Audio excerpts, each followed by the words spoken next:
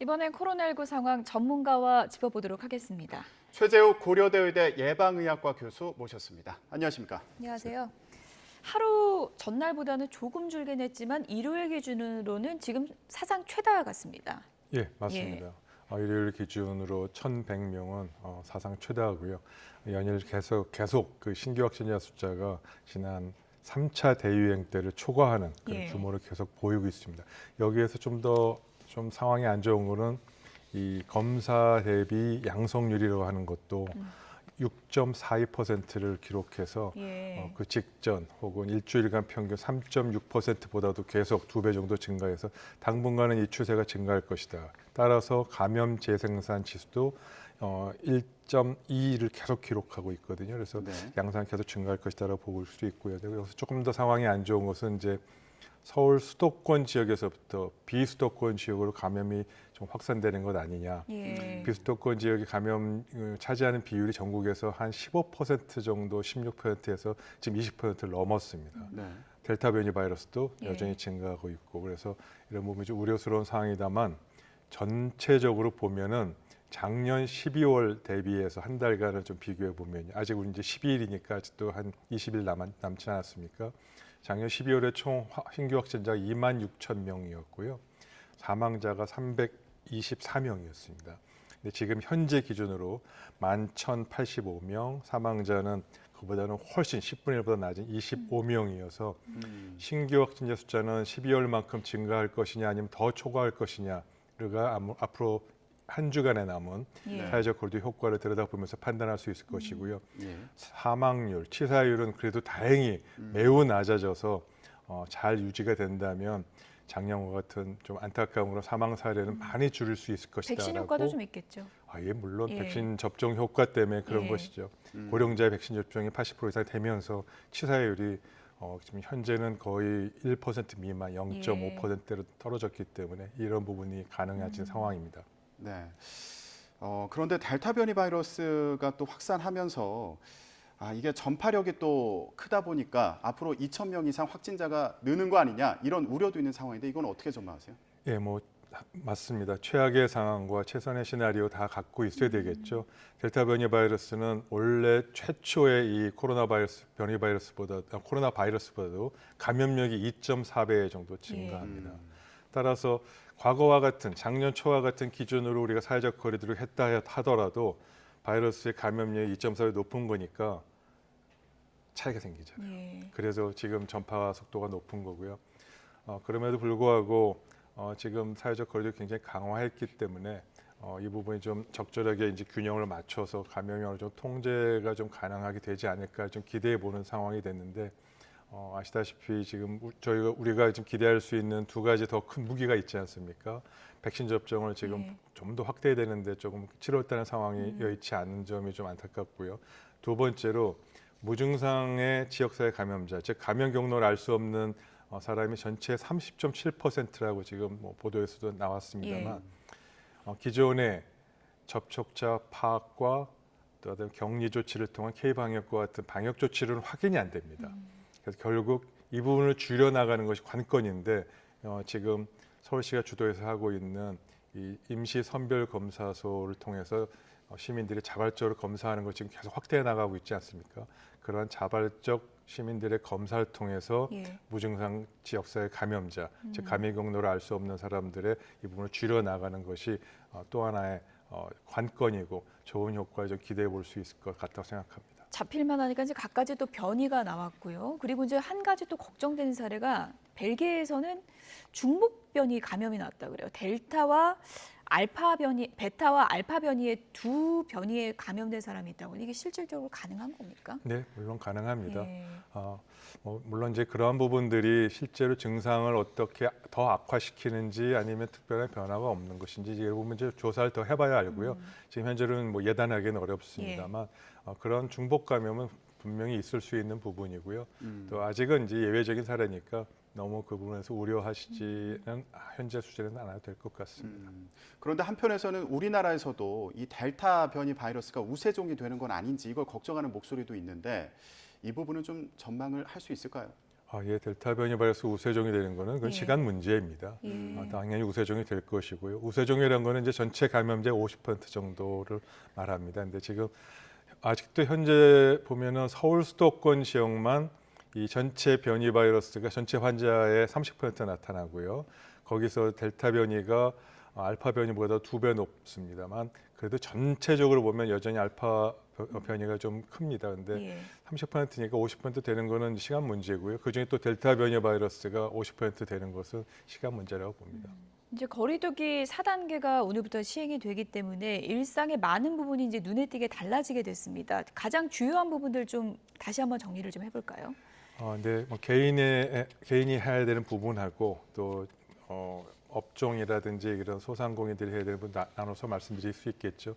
개인은 6시를 기준, 저녁 6시를 기준으로 해서 6시 이전과 이후는 낮에 주간 시간에는 4명까지 사적 모임을 가능하지만 예. 그 이상은 안 된다는 것이고요. 저녁 6시 이후부터는 개인의 사적 모임이나 또 집 만남이나 이런 부분들을 2명, 즉 가족과 함께 할 수 있는 것을 최소화한 것이라고 보여지고요.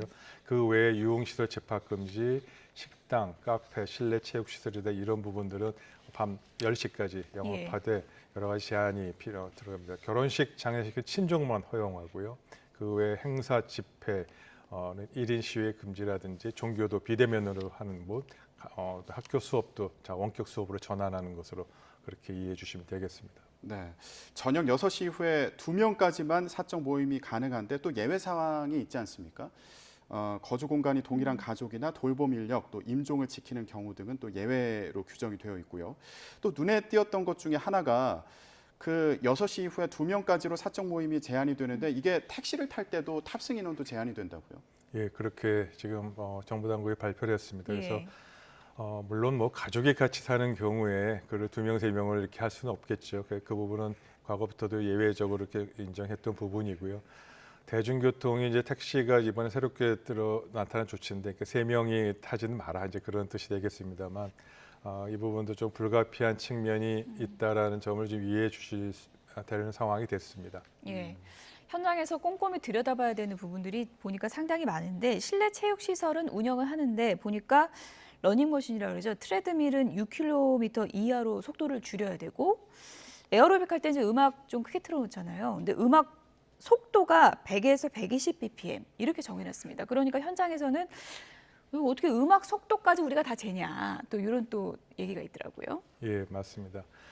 결국 이러한 이 제한 조치, 즉 뭐 러닝머신의 그 스피드라든지 예. 뭐 비트, 음악의 속도 이런 걸 한 거는 그렇게 신체 활동량이 많아지면 숨이 내쉬고 들이마시는 이 양에 거의 2배, 3배 증가합니다. 최대. 그러니까 일상생활 지금처럼 이렇게 평상시 제가 얘기할 때 하루 1분에 들이마시는 공기 양하고 예. 운동 때 공기 양은 들이마시는 건 거의 3배, 4배, 많을 때는 이렇게 증가하기 때문에 그만큼 비말의 전파 속도가 전파 양이 많을 수 있기 예. 때문에 제한을 한 부분입니다만 예. 사실 현실적으로는 이 부분을 예. 체크하고 이거를 규제로 해서 이렇게 시행하기는 어렵죠. 구체적으로 보면 뭐 노래 곡목으로 보면 이렇습니다. 방탄소년단의 버터는 틀어도 되는데 싸이의 챔피언은 못 튼다 이런 거거든요. 네, 저도 뭐 그렇게 알았습니다. 얘기를 해줘서 알았고요. 예. 저도 뭐 그걸 재볼 수가 없으니까 예. 저 역시도 재볼 수 없기 때문에 그거를 어떻게 실제로 가서 측정해서 120 bpm이 넘었네요 이렇게 할 수는 없지 않습니까? 단속도 어려운 거잖아요. 그렇죠. 예. 그래서 현실적인 규제를 할 수 있는 실행적인 측면에서는 굉장히 떨어진다고 그렇게 볼 수밖에 없고 네. 이 아까 말씀드린 그 취지를 잘 국민께 이해해 주셔서 이렇게 숨이 가쁘게 내셔야 되는 그러한 러닝머신이나 운동이나 이런 부분은 좀 자제해 달라라고 이렇게 표현하는 것이 훨씬 더 국민들한테 이해하기가 쉽지 않았을까라는 생각을 좀 해봅니다. 네. 그런데 그 헬스클럽에서 유산소 운동만 하는 게 아니라 다른 종류의 뭐 여러 가지 다른 종류의 운동도 하지 않습니까? 예. 그런 경우에도 호흡이 가빨라지는 경우들이 많다 이렇게들 얘기를 하는데 운동을 할 때 좀 주의사항이 있다면 뭐가 있을까요? 네, 좀 아까 말씀드린 대로요. 운동할 때 유의사항 중에 가장 중요한 것은 이제 증상이 있거나 그러면 운동을 안 하셔야 되겠죠. 그런데 지금 무증상 감염자의 경우는 어쩔 수 없게 운동을 할 수밖에 없지 않습니까? 그런 상황에서 좀 아까 그 취지대로 숨을 가쁘게 내쉬어야 되는 그런 유산소 운동은 좀 제한해 달라. 그리고 자제해 달라는 것이고요. 그다음 나머지는 이제 접촉 감염이니까 접촉 감염은 이제 손이나 이런 걸 통해서 묻어서 기구 표면에 묻어서 있는데 이 부분은 이제 관리자분들이 계속 주기적으로 소독하고 이런 부분을 통해서 해결해 나갈 것이고요.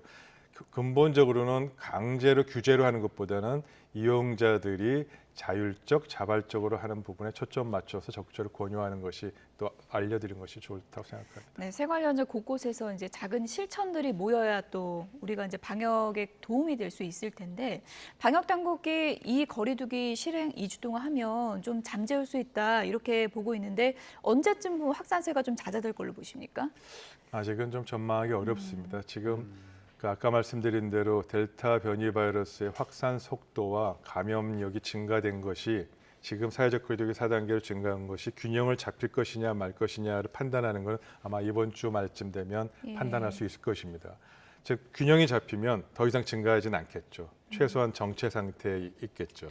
그러나 이제 균형이 안 잡히면 즉 감염력이 여전히 세면은 거리두기도 모두 더 올려야 되는 상황이 될 것이고요. 아까 말씀드린 대로 감염력은 증가하지만 환자 수를 줄이면은 통제가 좀 또 용이하지 않겠습니까? 그래서 그 자발적인 선별 검사소를 적극적으로 특히 서울 수도권의 지역에서는 시민들이 많이 좀 검사를 받으셔서 증상이 있던 없던 조금이라도 걱정되면은 그렇게 해서 환자를 좀 많이 찾아내면 그것도 도움이 될 것 같다고 생각합니다. 네. 오늘부터 시작되는 수도권의 4단계 거리두기에 대한 그 시민들의 적극적인 협조가 필요한 그런 상황입니다. 자, 그런데 이렇게 확진자가 늘어나면서 생활치료센터라고 하죠. 그 확진된 경우에 머무는 그 시설이 부족한 거 아니냐 이런 우려도 나오고 있는데 그러다 보니까 무증상 1인 가구 같은 경우에는 집에서 치료를 받게 하는 건 어떠냐 이런 의견도 있거든요. 이 부분은 어떻게 보세요? 네, 충분히 검토해 볼 만하고요. 또 과학적인 근거도 있고 방역에 미치는 나쁜 영향도 그렇게 크지 않습니다. 그래서 이미 선진국에서는 많이 이런 조치를 지금 했었고요. 지금 현재 확진자가 증가하다 보니까 무증상 감염자, 즉 굳이 치료를 하지 않고 격리만 해도 되는 그런 경우가 숫자가 가장 많이 증가하고 있습니다. 보통 그런 격리를만 필요하고 특별히 투약 치료를 필요하지 않은 경우가 전체 환자의 상황에 따라서는 40~50%가 넘습니다. 그래서 지금 생활치료센터가 부족해졌고 생활치료센터가 저번 주에 2,000 병상을 급히 이제 확대도 했습니다만 계속 늘어나는 이 부분을 감당할 수가 없어 감당하기 좀 어려워서 좀 아까 말씀드린 대로 자가 치료 격리 물론 다 해당되지 않을 수 있죠. 모든 가구가 좀 상황이 다르니까요. 그래서 1인이 좀 생활하는 그런 집인 경우는 자가 격리 치료를 하고 또 물론 의사의 진단하에서 이 부분도 가능한 일이고요. 또 자가격리 치료 기간 동안에 하루에 2번 또 수시로 의료진과 통화하면서 특별히 추가적인 증상이 있는지 없는지 또 필요한 조치도 해드리면서 하는 부분은 바람직하다고 보고요.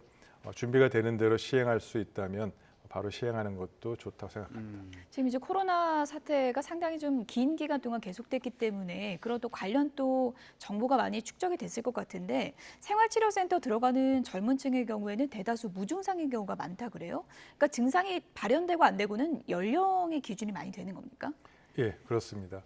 아무래도 이제 연령이 젊은 층은 이제 이러한 그 감염에 대한 저항력이라든지 방어력도 충분히 갖고 있기 때문에 그런 그 감염됐다 하더라도 이렇게 호흡기 증상으로 발현되는 경우가 적고 그러다 보니까 무증상 감염이 많고요. 사실 무증상 감염이니까 특별히 감염력은 좀 다소 낮을 수는 있지만 본인이 다른 사람 전파하는 감염력은 근데 무증상이니까 활동 접촉이 많아져서 감염을 시킬 수 있는 접촉 기회는 많아지다 보니까 전파는 더 위험하게 전달될 수 있어서 격리는 반드시 필요합니다. 네. 그런데 일단은 무증상이지만 이게 나중에 시간이 지나면 상태가 어떻게 진행이 되는지 이것도 궁금하거든요. 무증상이라 하더라도요. 감염이 된 거기 때문에 대부분의 경우 항체가 형성이 되거나 면역 체계가 나중에 다시 재감염이 되더라도 저항할 수 있는 그런 상황은 됩니다. 회복되면은. 다른 경우에 비해서 상태가 더 악화되는 경우는 드물다 이렇게 보시면 예, 그렇지는 않습니다. 그렇진 않다고요. 네네. 무증상 감염이든 유증상으로 해서 감염이든 회복되고 나면 상황은 동일합니다. 예. 일단 앞으로 또 달라지는 여러 가지 요인 중에서 또 아이를 키우는 분들은 또 원격 수업으로 또 당장 진행되니까 이 부분도 또 상당히 달라질 것 같고 2학기에 우리 아이들 학교 가나 이게 가장 궁금하실 텐데 전면 등교 원칙을 아직은 바꾸지 않은 것 같습니다. 어떻게 보십니까? 예, 그 점은 좀 그렇게 유보를 하면서 상황을 들여다보면서 다시 판단해도 늦지 않았다 생각하고요. 예. 앞으로 이제 8월 말까지 지금 이번 4차 대유행이 어떻게 통제가 가능하느냐를 상황을 보면서 이 전면 등교 여부를 다시 지속할 건지 아니면 다시 유보할 건지를 판단해도 좋겠다고 예. 생각합니다. 전체적으로는 분명히 이번 4차 대유행은 최소 3차 대유행 규모는 도달할 것입니다. 그러나 제가 아까 서두에 말씀드렸다시피 사망률을 현재 수준으로 계속 유지할 수 있다면 즉 사망률이 지금 현재 방역당국이 발표한 사망률은 1.2% 정도입니다. 예. 2%에서 굉장히 많이 내려왔죠. 그러나 이거는 누적 사망률이고요. 예. 월간 사망률로 보면 월간 한 달의 신규 발생자 대비 사망자 숫자를 율로 나눈 건데 금년 3월부터 1% 미만으로 내려왔고요. 예. 지금은 0.45%까지 내려왔습니다. 0.1%까지 떨어지면 독감하고 비슷해지는 겁니다. 아, 그렇습니까? 그래서 신규 확진자는 증가하더라도 유지되더라도 이 사망자 숫자를 어느 정도 낮출 수 있다면 그러면 여러 가지 우리 방역이나 또 여러 가지 사회적 거리두기나 이런 부분들을 고려해 볼 수 있는 다양한 우리 지점들이 있습니다. 그러니까 확진자 수 추이만 단순히 들여다볼 게 아니라 사망자 수 추이랑 같이 봐서 이런 등교나 이런 걸 결정할 수 있다는 얘기시죠? 맞습니다. 예. 예, 그 부분이 중요하고요.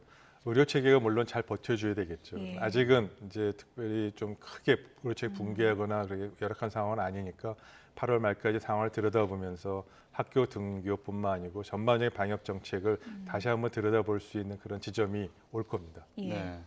앞으로 추이에 따라서 2학기 전면 등교도 결정이 될 텐데 지금 상황을 보면은 관리를 잘 하려면 백신 접종 속도를 내는 게 중요해 보이거든요. 오늘부터 55세에서 59세부터 일반인의 대규모 백신 예약이 시작이 됩니다. 그런데 접종까지는 또 기간이 있지 않습니까? 그러다 보니까 그 사이에 좀 관리를 잘 해야 될 것 같은데 어떤 부분 주의를 해야 될까요? 예, 당연한 말씀입니다. 백신 접종은 1차, 2차 접종 후 최소 2, 3주가 지나야 항체 형성이 되기 때문에 예방 효과가 되기 때문에 그 전에 다시 감염이 될 수 있는 위험성이 있습니다. 그래서 백신 접종에만 너무 신경 쓰지 마시고요. 개인적인 마스크 착용, 그다음에 손 씻기 위생, 지금 사회적 거리두기 부분은 전반적으로 잘 지켜주시고 2차 접종이 완료되고 난 2, 3주 후에까지는 이런 부분들을 신경 써주시는 것이 건강을 최대한 보호하고 감염 예방 효과를 최대한 올릴 수 있는 최선의 방법이라고 생각합니다. 예.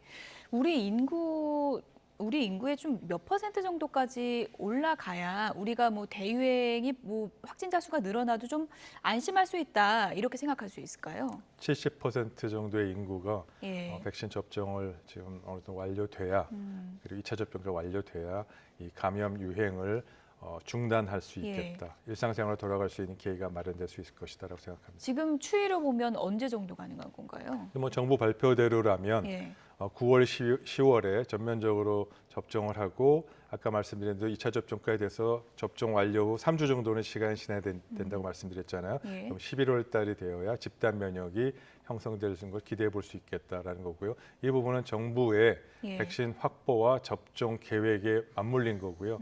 만일에 백신 확보도 늦어지고 그에 따라 접종도 늦어진다면 예. 집단 면역 달성 시기도 늦어질 겁니다. 알겠습니다. 자, 이제 오늘부터 이렇게 대규모 백신 예약이 시작되는 가운데 모더나 백신 맞게 되는 분들도 계실 텐데 이런 기사가 있었습니다. 그 모더나 백신을 맞는 50대 경우에 필러 시술을 받은 적이 있으면 주의해야 된다 이런 얘기도 나왔는데 어떤 부작용이 뭐 가능성이 있기 때문에 이런 얘기가 나오는 건지. 네, 뭐 여러 가지 부작용들에 대한 우려가 계속적으로 보고되고 있습니다. 뭐 모더나 백신 심근염, 심낭염 얘기도 있었고요. 뭐 필러 시술을 받고 나면 또 뭐 건강에 대한 부작용, 뭐 염증이라든지 뭐 다양한 부분을 생각하고 있을 수 있는데 예. 아직은 다 예외적인 그런 상황이고요. 그리고 극히 그 사례에 불과한 거나 그런 걸 신경 쓰실 필요는 아직은 과학적 증거는 명확치 않다. 다만 미국 FDA에서도 그렇고 우리나라 질병청에서도 이제 발표했습니다만 모더나 같은 경우에 심근염, 심낭염의 부분도 좀 이 부분은 이 합병증으로 등재될 가능성이 많습니다. 그래서 이 부분은 좀 기존 심장병을 앓고 있는 경우 조심해야 된다는 것, 뭐 아스트라제네카 여러 가지 알려져 있는 그 질병 그 부작용에 대해서는 질병청의 안내와 주의사항, 의료진과의 상의를 통해서 백신 접종과 관련된 부분을 해소하시는 것이 좋겠습니다. 예, 일단 50대 모더나로 결정이 됐고 많은 분들이 궁금해하는 게 나는 뭐 맞을까 이게 이제 가장 궁금하지 않았습니까? 데이터가 어느 정도 이제 축적돼 가고 있는 그런 상황인데 어느 연령대는 어느 백신이 그래도 보다 안정성이 있다라는 거는 좀 어느 정도 효과가 좀 증명되고 있다고 보십니까?